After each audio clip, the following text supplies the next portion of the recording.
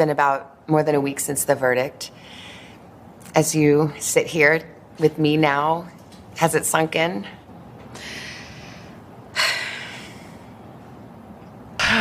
Man, you have to take a big sigh to prepare yourself for the lies that you're going to say, right? How could it? It's surreal and difficult. In part, yes. This has been a long time coming. Do you stand by your testimony and your accusations against Johnny Depp about abuse?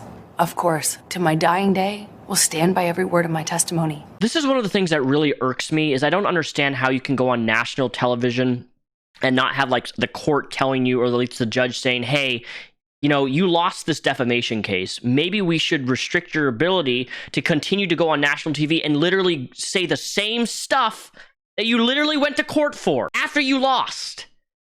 Doesn't make a lot of sense to me how somebody can lose a defamation case and there's no restrictions on them going right back on television and doing the same thing again. Does you want to get sued again for another defamation case? And mind you, this is only a week and a half, 2 weeks after the fact. Johnny still hasn't done an interview. I'm pretty sure he's not going to do one. I think vast majority of this trial was played out on social media. I think that this trial is an example of that gone haywire, gone amok. And the jury is not immune to that. You think the jury saw it? How could they not? I think even the most well-intentioned juror, it would have been impossible to avoid this. Every single day I passed for 3, 4, sometimes 6 blocks, city blocks lined with people holding signs saying, burn the witch. I mean, you are a witch, though. Death to Amber. After 3.5 weeks, I took the stand and saw just a courtroom packed full of Captain Jack Sparrow fans who were vocal, energized. Whew.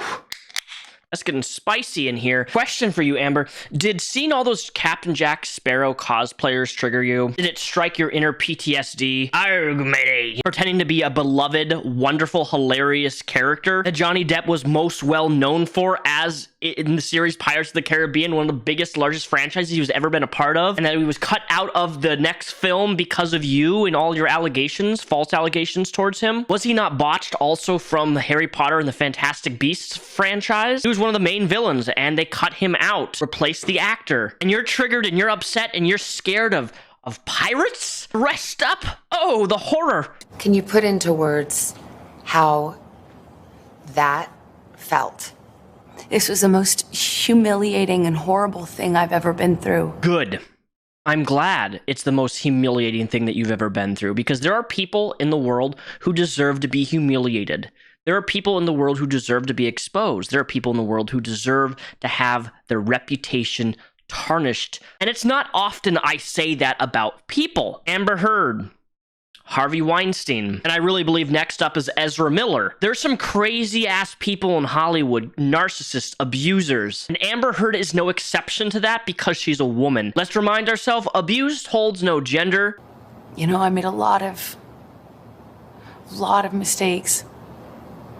A lot of mistakes. You know, guys, you know one mistake you can't make? Try now Vance Global today. You're looking at their THO, Delta 8, and CBD organic smokes. Look at how cute they are. If smoking is not your thing, they also have gummies, 2 different types. And if you use my discount code at checkout, code Repzion, you're gonna get 20% off your order. Or if you use Repzion at checkout and subscribe to their new subscription service, you'll get a total of 30% off your order. Vance Global ships to all 50 states, free shipping, biodegradable filters, and a wonderful high that will get you floating to heaven way faster than hell. Support the channel, click the link below.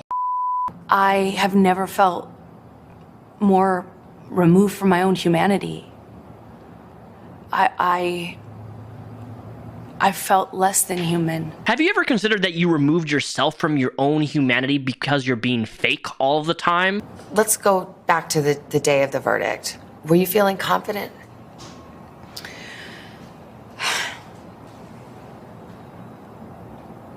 That's a great question. Did you really have to sigh just to respond? That's a great question. I feel like every time she goes, in her head, she's like, please feel sorry for me. Please feel sorry for me. Please feel sorry for me.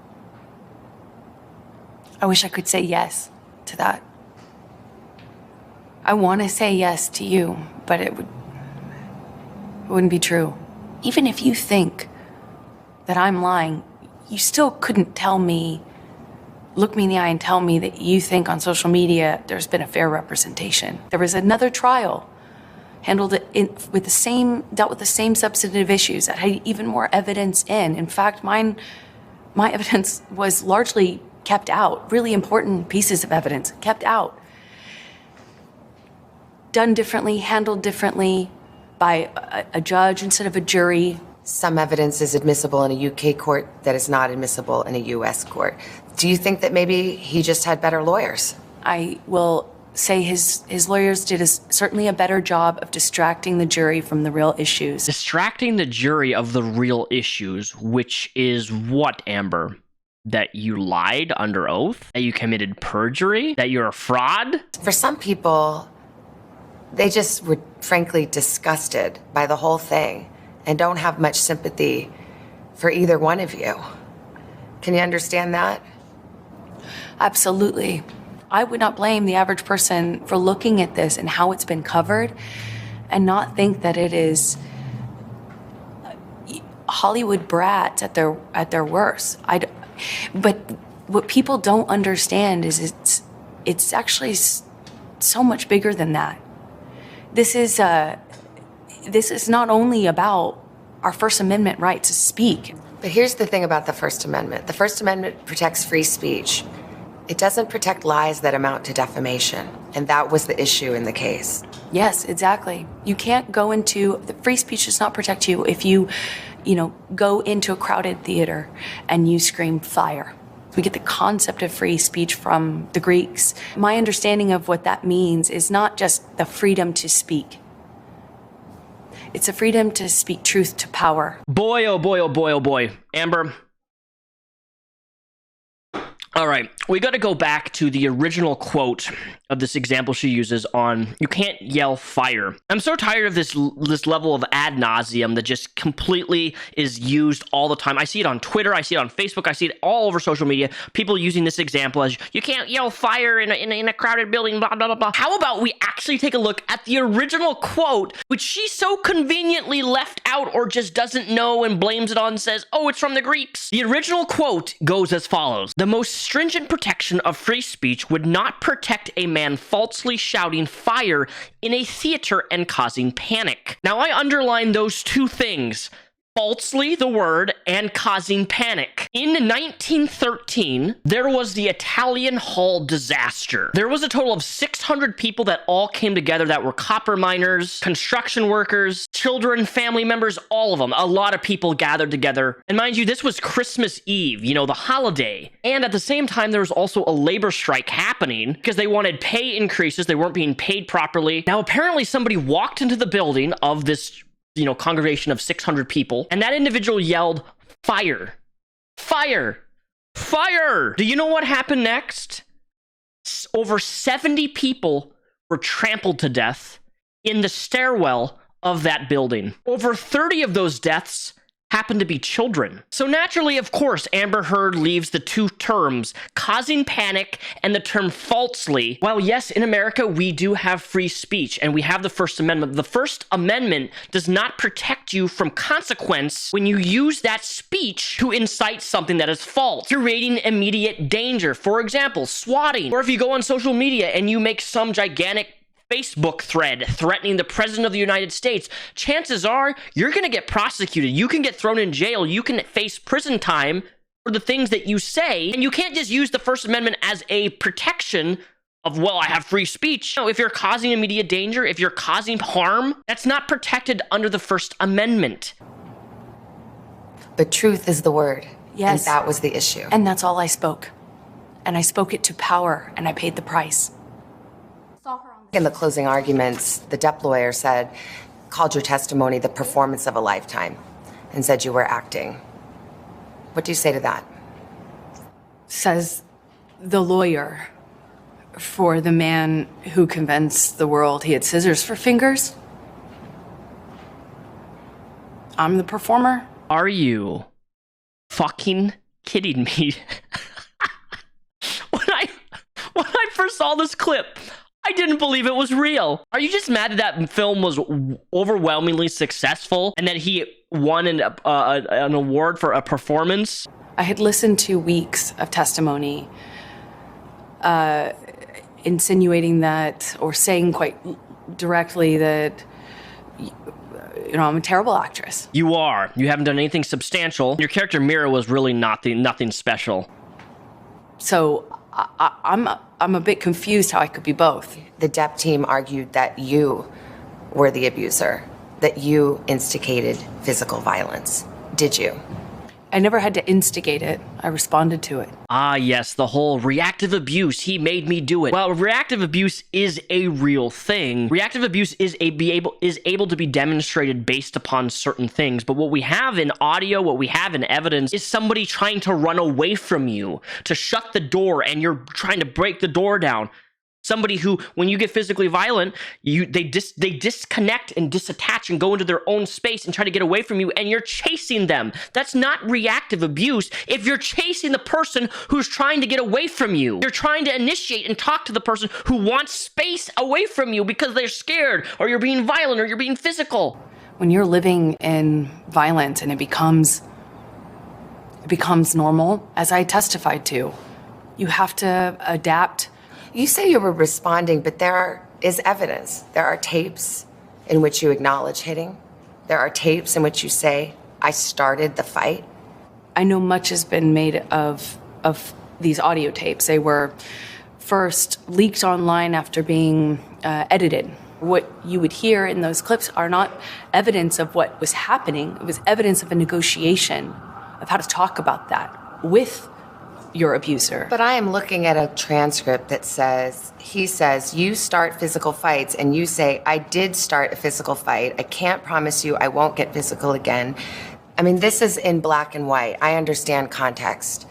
But you're testifying and you're just telling me today, I never started a physical fight, and here you are on tape saying you did. As I testified on the stand about this, is that when your life is at risk, not only will you take the blame for things that you shouldn't take the blame for, but when you're in an abusive dynamic, psychologically, emotionally, and physically, you don't have the resources that, say, you or I do with the luxury of saying, hey, this is black and white, because it's anything but when you're living in it. But then there are other times, there's another tape where you're taunting him and saying, oh, tell the world, Johnny Depp, I, a man, am a victim of domestic violence. 20-second clips, or the transcripts of them, are not representative of even the 2 hours or the 3 hours that those clips are excerpt from. There is no other way that you can, even if it was edited, even if stuff was left out, it doesn't change what you said. It is taunting. I don't need to hear the other 10 minutes, honestly. It wouldn't change anything. My opinion would still be the exact same. Could your side have just put the whole 3 hours in then? I'm not a lawyer. As I testified to, I was talking in those recordings as a person in extreme amount of emotional, psychological, and physical distress. He says he never hit you. He can't. Never. Is that a lie? Yes, it is. What about the witnesses who said they have seen you instigate physical violence? I've seen firsthand how people will file rank and support the person they depend on. Did they all come in and lie in court? I am not here to call any of his witnesses any names. I'm here to just kind of talk about it from what it felt like for me as a person who sat there. When I asked his lawyers, why do you think you won? And the answer I got was, because she never took responsibility for anything she did in the marriage. I did do and say horrible, regrettable things throughout my relationship. I behaved in horrible, almost unrecognizable to myself ways. I have so much regret. I freely and openly and voluntarily talked about what I did. I talked about the horrible language. I talked about being pushed to the extent where I didn't even know the difference between, right and wrong. I will always continue to feel like I was a part of this, like I was the other half of this relationship, because I was. And it was ugly. and could be very beautiful. It was very, very toxic. We were awful to each other. That right there. We were awful to each other. If you want to negate, if you want to kind of redeem yourself, use the word I. I was awful to Johnny. By using the term we, you pull somebody in, and you also take a part of the guilt or the fucked up shit you did, and you put it on the other person saying, well, we were this. We were both toxic. Because you can't take personal responsibility for anything. You know, when I fuck up something, I say, I did this, or I said this, I fucked up something. If I did something to my significant other, it's on me, it's I. I said this, I did this. There's no we. By using we, you negate responsibility of oneself, to lessen it on yourself, to make yourself feel better, because you can't acknowledge the personal responsibility of your own fucked upness. But I've always told the truth. There's a text message where Johnny promises total global humiliation for you. Do you feel like that came true?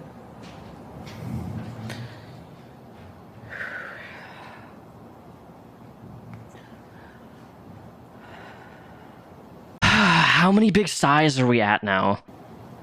I know he promised it. I testified to this.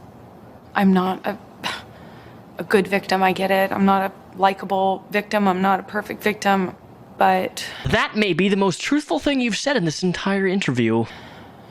When I testified, I asked the jury to just see me as human and hear his own words, which is a promise to do this. It feels as though he has. Having been found liable, are you nervous, as we are here today, about what you can say now? Of course. I took for granted what I assumed was my right to speak. Do you feel like you could be sued again by him for defamation? I'm scared that no matter what I do, no matter what I say or how I say it, every step that I take will present another opportunity for this sort of silencing, which is what I guess a defamation lawsuit is meant to do. It's meant to take your voice. Yeah, I'm sure, Amber, which is why you're going to be signing that book deal, or already have, right? Which you're probably going to spout the same sort of shit. And I hope to God, I pray that another defamation case, because that will be even more historical than this one. Imagine being taken to court twice for defamation. At that point, I think the judge really needs to say, maybe you should lay off fucking talking about and saying the same shit that you lost for and were caught lying about. Again, as I said in the start of this video, I don't know how she is allowed to say the same shit which was debunked in court publicly and go on national TV and start doing the same shit all over again. Like, it amazes me. Like, the best thing for Amber to do is just to go away, be silent, stop talking about it, instead of she's making this a bigger issue for herself every single time. Maybe that's what she wants to do. I don't know. Life had seemingly moved on, and you decide to write an op-ed. Why did you do that? Because the op-ed wasn't about my relationship with Johnny. But it alluded to him. It was unmistakable. You know, what the op-ed was about was, me loaning my voice to a bigger cultural conversation that we were having at the time. Okay, Amber, let's not backpedal. We know what you said in court. You know what you admitted. It was about Johnny. Kudos for the interviewee, I think she's doing a really great job asking questions and putting her on the spot. Did you worry? Gosh, I'd love to be a person weighing in on these cultural issues, but that's going to stir this all up again. I obviously knew it was important for me not to make it about him or to do anything like defame him. I had lawyers, teams of lawyers. Amber, just because you have a lot of lawyers doesn't mean jack shit. After all, you did fire quite a few of them. Review all the drafts of this. When you wrote this op-ed, it was the height of Me Too. Legions of powerful men being canceled, losing their jobs. Did you want that to happen to Johnny Depp? Of course not. Of course not. It wasn't about him. This was a hoax, according to his team. Why didn't I cooperate with the police? As I've testified before, and I will stand by until my dying day, I didn't want to cooperate with them.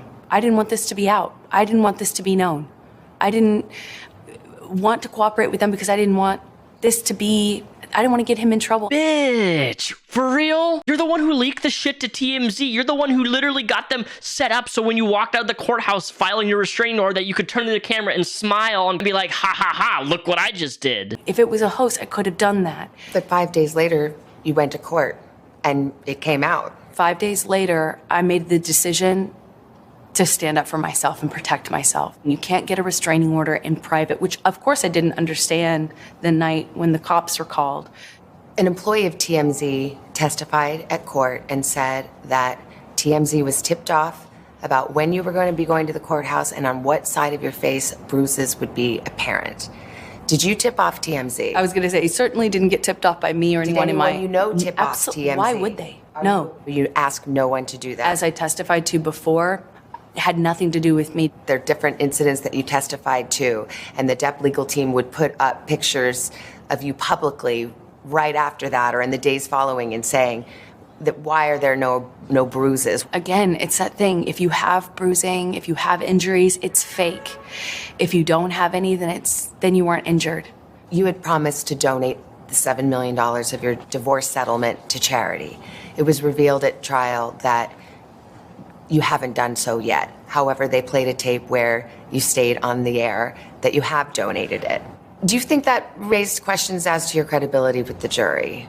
I made a pledge, and that pledge is made over time by its nature. And when you say I donated, you know that everybody thinks that you've donated it, not that you've pledged it. So for the jurors sitting there, do you think they felt like that was you getting caught in a lie? I don't know, because I feel like so much of the trial was meant to cast aspersions on who I am as a human, my credibility, to call me a liar in every way you can. And that more. was the trial. It was a credibility contest. And that was it. This is another one of the examples where if you pull back and you think about it, I shouldn't have to have donated it in an effort to be believed. I shouldn't have had to earmark the entirety of that in order to have You shouldn't have, but once you said you did. Right, which is where it was intended to go.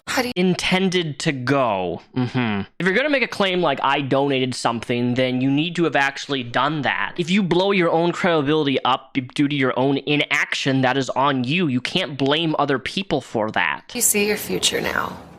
I get to be a mom, like, full time, where I'm not having to juggle calls with lawyers. One day you may want to tell your daughter about this or have to tell your daughter about everything that you've gone through. What would you want to say? I think no matter what, it will mean something. I did the right thing. I did everything I could to stand up for myself and the truth. On the first day of the trial, you issued a statement, and part of the statement said, I still have love for Johnny. Yes. Is that still true? Yes. After everything? Absolutely. Absolutely. I love him. I loved him with all my heart. And I tried the best I could to make a deeply broken relationship work. And I couldn't.